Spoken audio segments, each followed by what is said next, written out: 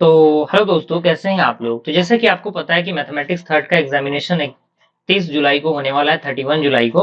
और इसके रिगार्डिंग बहुत सारे कंटेंट को मैंने पहले ही प्रोवाइड कर दिया है, जो कि मैंने वन शॉट वीडियो के माध्यम से आपको 5 घंटे का लेक्चर प्रोवाइड किया है, जो कि आपके एग्जामिनेशन के लिए बहुत बहुत बहुत इंपॉर्टेंट है। अगर आप 5 घंटे के लेक्चर को देख लेते हैं तो इस बात को मैं समझ सकता हूँ कि आप बेहतर से बेहतरीन ग्रेड हासिल कर सकते हैं। ठीक है, आज हमारा मैथमेटिक्स थर्ड का वीडियो होने वाला है, जो कि बेसिकली फॉर्मूला के रिगार्डिंग है। यानी सारे फॉर्मूलाज आपको प्रोवाइड किए जाएंगे, जो कि आपके यूनिट वाइज सारे फॉर्मूलाज हैं, वो सारे मेथड वाइज सारी चीजें आपको प्रोवाइड की जाएंगी। तो बने रहिएगा वीडियो में, साथ ही साथ वीडियो को लाइक करके एक प्यारा सा कमेंट करना है, ताकि मुझे भी मोटिवेशन मिल सके और बेहतर से बेहतरीन कंटेंट मैं आप लोग के लिए प्रोवाइड कर सकूं। ठीक है, तो आइए वीडियो को स्टार्ट करते हैं। बाइसेक्शन मेथड सबसे पहले आपके सामने दिया गया है, जिसके अंदर आपको जो भी फंक्शन है उसको एफ ऑफ एक्स मानना पड़ेगा और उसको जीरो के इक्वल करना पड़ेगा। और गिवन इक्वेशन में हमें ए और बी को फाइंड आउट करना होगा और चेक करना होगा कि f of a less than zero है और f of b greater than zero है। ठीक है, और उसके बाद हमें फर्स्ट अप्रोक्सीमेट रूट को फाइंड आउट करना होगा by the help of bisection method. तो x1 equal to a plus b upon two होगा। उसके बाद हम कैलकुलेट करेंगे एफ एक्स वन को और एग्जामिन करेंगे उसके साइन को। ठीक है, दूसरा इसी के अंदर होगा कि यदि आपका f of x one less than zero हो तो उस कंडीशन में जो रूट होगा वो एक्स वन और बी के बीच में होगा। और second approximate root find out करेंगे, जिसमें आपका x two equal to x one plus b upon two होगा। ठीक है, और बी पार्ट इसके अंदर होगा कि यदि आपका f x one greater than zero होता है तो उस कंडीशन में जो रूट होगा आपका ए और एक्स वन के बीच में होगा।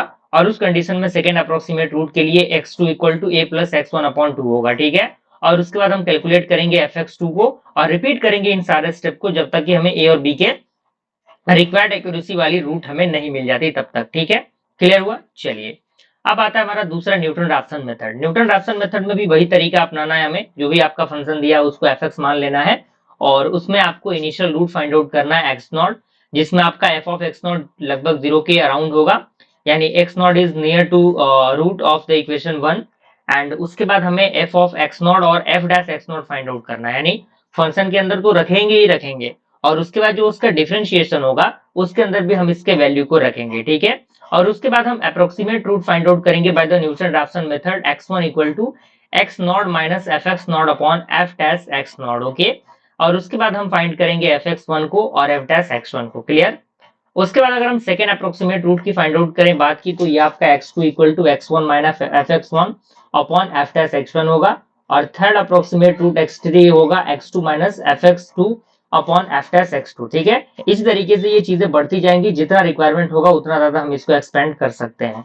ओके, जनरल फॉर्मूला दिया है x n equal to x n minus one minus f x n minus one upon f dash x minus x n minus one. Okay, clear. यानी n 5 है तो यहाँ पे 4 हो जाएगा, यहाँ पर भी 4 हो जाएगा, यहाँ पर भी 4 हो जाएगा, तो ये चीजें हैं। ठीक है, अगला हमारा था रेगुलर फॉल्सी मेथड का। तो जो भी है इक्वेशन, जो भी फंक्शन दिया रहेगा उसको एफ एक्स मान लेना है और उसमें हमें एफ एक्स नॉट और एक्स वन को फाइंड आउट करना है इनिशियल वैल्यू को। और उसके बाद हमें देखना है कि एफ एक्स नॉट जीरो के छोटा है कि नहीं और एक्स वन आपका जीरो से बड़ा है कि नहीं। जब ये कंडीशन फुलफिल होगा तो आपका जो रूट होगा वो एक्स नॉट और एक्स वन के बीच में होगा। दूसरा हमें फाइंड करना है अप्रोक्सीमेट रूट को by the regular falsies method. तो x2 क्या होगा, x not F x one minus x one F x not upon F x one minus f x not. Okay, अब थर्ड स्टेप में हम क्या करेंगे, एफ एक्स टू चेक करेंगे जो लेस देन जीरो होगा और हम रिप्लेस करेंगे एक्स नॉट को एक्स टू से।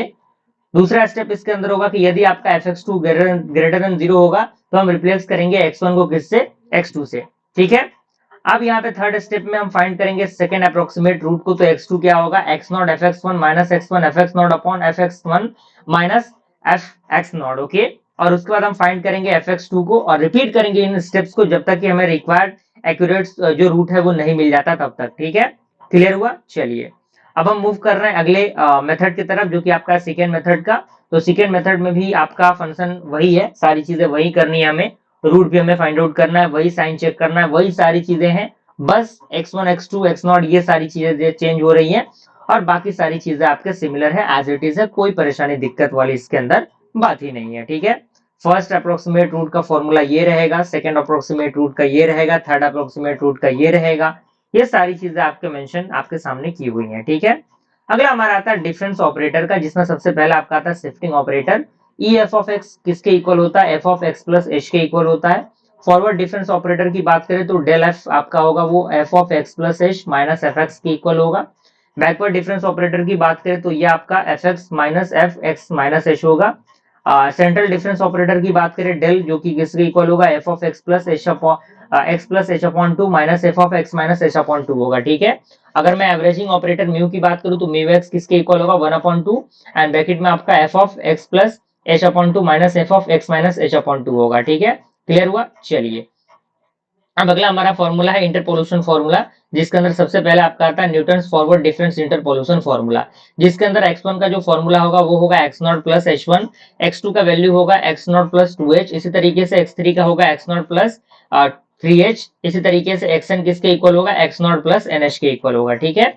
और इसके अंदर जो फॉर्मूला बनेगा y of f of x का, वो बनेगा y not plus p del y not plus p into p minus one upon two factorial del square y not plus p into p minus one p minus two upon three factorial del का power 3 y not, okay.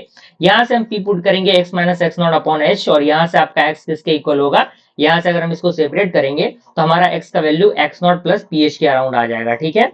अगला हमारा आता है Newton backward इंटरपोल्यूशन का, सारी चीजें same है, बस फॉरवर्ड की जगह बैकवर्ड लग जाएगा, बाकी सारी चीजें सेम है और कुछ नहीं है, ठीक है। और p चेंज होगा x minus x two upon h होगा, और यहाँ से x किसके इक्वल होगा x n plus p h के इक्वल होगा, ठीक है। क्लियर है? चलिए, न्यूटन डिवाइडेड डिफरेंस इंटरपोल्यूशन की बात करें तो ये आपका x not x two x three up to x n तक होगा, y आपका y not y two y three up to y n तक होगा, ठीक है। तो अगर हम इसके डिवाइड की बात करें तो डेल के अंदर डिवाइड वाला सिंबल रहेगा, और डेल वाई नॉट की बात करें तो y one minus y not upon x one minus x not. अगर हम इसके स्क्वायर की बात करें तो del y one minus del y not upon x two minus x not हो जाएगा। अगर हम डेल वाई वन की बात करें तो y two minus y one upon x two minus x one होगा, और इसके स्क्वायर की बात करें तो del y two minus del y one upon x three minus x one होगा, ठीक है। इस तरीके से ये चीजें बढ़ती चली जाएंगी, और इसको फंक्शन के अंदर रख के हमें चेक कर लेना है। ये तो आपका इक्वल इंटरवल के लिए था, अनइक्वल इंटरवल के लिए जो फंक्शन होगा, जो फॉर्मूला होगा, ये फॉर्मूला सेट होगा, ठीक है। क्लियर हुआ? चलिए, अगला हमारा था इंटरपोल्यूशन फॉर द अनइक्वल इंटरवल। तो यहाँ पर अनइक्वल के लिए तो ये था ही, लेकिन एक और भी है जो कि अनइक्वल इंटरवल के लिए यूज होगा, जिसमें आप देख सकते हैं x minus x one, x minus x two, x minus x three, x minus x four upon x not minus x one, x not minus x two, x not minus x three, x not minus x four. यहाँ पे why not हो जाएगा, फिर plus में आपका ये सारी चीजें, फिर वाई वन, फिर वाई थ्री, यानी जितने रिक्वायरमेंट होगी उतनी हम इसको एक्सपांड करेंगे, ठीक है। क्लियर है? चलिए, अब हमारा आता है unit number second. Unit number second आपका है न्यूटन फॉरवर्ड इंटरपोल्यूशन फॉर्मूला। तो ये आपके सामने फॉरवर्ड इंटरपोल्यूशन फॉर्मूला दिया गया है। Differentiate with respect to p अगर हम इसे करेंगे तो डिफरेंशिएशन करने के बाद हमारे पास कुछ इस प्रकार से इक्वेशन निकल के आएगा, one upon h square upon bracket में del square y naught plus p minus one del q y naught, और अप टू एन टर्म तक जाएगा ये, ठीक है। अब आता है ट्रिपेजोइडल रूल। ट्रिपेजोइडल रूल में आपका लिमिट दिया रहेगा, ए आपका है, बी रहेगा, ए आपका एक्स नॉट, बी आपका वाई नॉट, मान एक्स नॉट एस एन मान लिया गया है, और y dx ये किसके इक्वल होता है h अपॉन टू, और ब्रैकेट में आपका y not plus y n plus two into y one plus y two plus y three plus up to y n minus one, ठीक है। अगर हम सिम्पसन वन थर्ड रूल की बात करें तो इसका formula a to b y d x, तो ये आपका h upon three y naught plus y n plus four into y one plus y three plus y five plus y seven up to y n minus one होगा, ठीक है। और plus में इसी में ऐड करना है प्लस आपका जो इवन वाला होगा, ये तो आपका ऑड वाला है, ऑड के साथ फोर का मल्टीप्लाई होगा और इवन के साथ टू का मल्टीप्लाई होगा, ठीक है। और y2, y4, y6, y8, y10 इस तरीके से yn माइनस टू तक जाएगा, ठीक है। और n क्या होगा, n should be multiple of two, okay. 3h rule की बात करें तो इसमें 3h अपॉन 8 हो जाएगा, और ये सारी चीजें सेम है, आपका 3 का मल्टीप्लाई होगा y1, y2, y4, y5, y7 के साथ, और यहाँ पे 2 का मल्टीप्लाई होगा y3, y6, y9। यानी ये आप देख सकते हैं इसका मल्टीपल कितने का है, तीन का मल्टीपल यहाँ पे जा रहा है, ठीक है। अगला हमारा आता है वेडल्स रूल। वेडल्स रूल में आपका सारी चीजें सेम रहेंगी, एक्स नॉट एक्स एन रहेगा, और यहाँ पे 3h अपॉन 10 हो जाएगा, और इसमें आपका y naught plus y n हो जाएगा, और 5 into y one plus y seven plus y thirteen, और ये अप टू जितना टर्म रहेगा उसके अकॉर्डिंग, और इसी में प्लस आपका y2 plus y8 plus y14 plus up to 6 into y3 plus y9 plus y15 and up to plus y4 plus y10 plus y16 plus 5 into y5 plus y11 y17, या फिर हम इसे इस तरीके से भी लिख सकते हैं 3h अपॉन 16 में आप इन सारे वैल्यूज को एक साथ लिख सकते हैं, ठीक है। दोनों फॉर्मूला यूज कर सकते हैं, जो फॉर्मूला आपको बेहतर लगे आप उस फॉर्मूला पे वैल्यू को पुट करेंगे, putting the value getting the result आपको मिल जाएगा, ठीक है।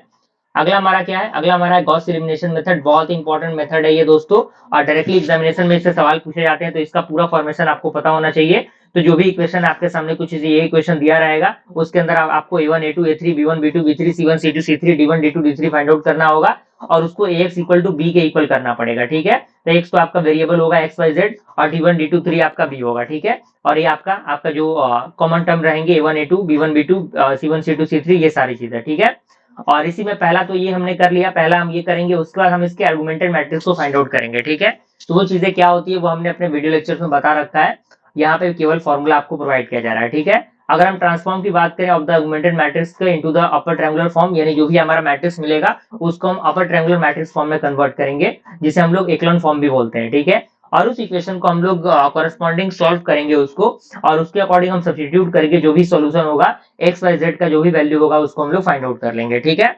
अगला हमारा आता है गॉस डॉर्डन मेथड। सिमिलर वही है, सारी चीजें वही करनी है, x इक्वल टू बी करेंगे, ऑगमेंटेड मैट्रिक्स फाइंड आउट करेंगे, ट्रांसफॉर्म करेंगे c को इनटू द नॉर्मल फॉर्म और फाइंड करेंगे जो भी सॉल्यूशन होगा एक्स वाई जेड का उसको, ठीक है। क्राउड्स मेथड की बात करें जिसे हम लोग एलयू डिकम्पोजिशन मेथड भी बोलते हैं, तो जो भी इक्वेशन है उसको हमने ax इक्वल टू बी के इक्वल कंसीडर करना है, और जहां पे x आपका एक्स वाई जेड होगा और एक इसके इक्वल होगा एलयू के इक्वल होगा, एल आपका 1 0 0 और यहाँ पे L21 L31 L32 और यहाँ पे 1, डायगोनल में आपका 1 रहेगा, ये सारी चीजें सेम रहेंगी। और इसके बाद LUX B के इक्वल करना है और पुट करना है UX को Y, Y आपका Y1 Y2 Y3 होगा, और जैसे ही हम UX Y पुट करते हैं तो हमारा इक्वेशन थर्ड क्या बन जाएगा, LY इक्वल टू B बन जाएगा, ठीक है। अब हम सॉल्व करेंगे इक्वेशन 5 को फॉर Y के लिए, तो हमारा जो वैल्यू होगा to put the value of Y into the equation 4 and we have it for X, okay, यानी X के वैल्यू के लिए हम उसको निकाल लेंगे।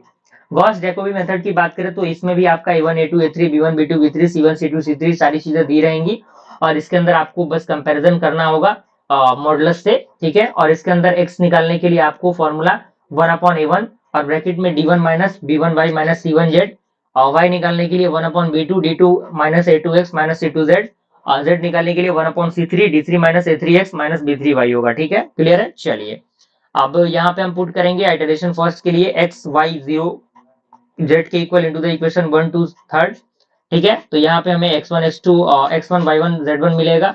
अब हम पुट करेंगे x equal to x1 y equal to y1 z is equal to z1 into the equation 1 2 and third, तो हमें मिलेगा x2 y2 एंड z2, यानी जो भी चीजें चाहिए हम पुट करते जाएंगे हमें मिलता जाएगा, ठीक है। गॉस सेडल मेथड की बात करें तो इसमें भी वही चीजें हैं, सिमिलर वही चीजें हैं, लेकिन यहाँ पे बस आपका जो चीजें हैं वो ये इसके अकॉर्डिंग चेंज हो जाती है, बाकी सारी चीजें सेम ही है। और इसके अंदर हमें z और y को पहले पुट करना पड़ता है, क्योंकि z और y पुट करेंगे तभी हमारा x निकलेगा, ठीक है। और जैसे ही x निकलेगा उसको इस इक्वेशन के रखेंगे अंदर, तो y निकलेगा, y को इसके अंदर रखेंगे तो हमारा z भी निकल जाएगा, ठीक है। तो बाकी सारी चीजें सेम ही है, कोई परेशानी नहीं है। यूनिट नंबर थर्ड की हम बात करें, यूनिट नंबर थर्ड में सबसे पहला मेथड आपका है टेलर्स मेथड का, जिसके अंदर yx किसके इक्वल होगा, y not plus x minus x naught y1 naught plus x minus x naught का whole square 2 factorial y2 naught plus x minus x naught 3 का power 3 factorial y3 not, okay. और यहाँ पे y1 not किसके equal होगा, dy by dx और x naught के equal.